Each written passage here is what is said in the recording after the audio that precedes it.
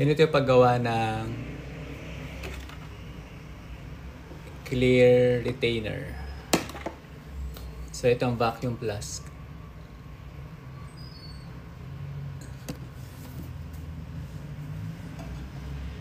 So sa ilalim yan, meron yan mainit. May baga.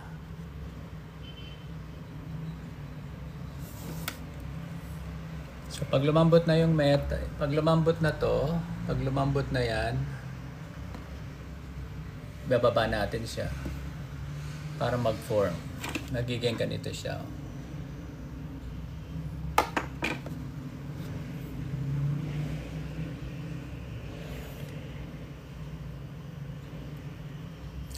So, pwede na, malambot na.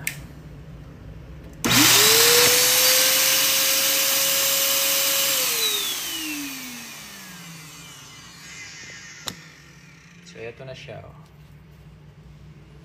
Yan. Tapos tatanggalin natin.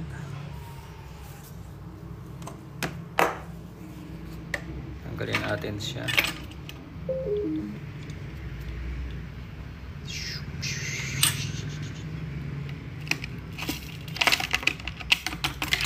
Ay, nahulog.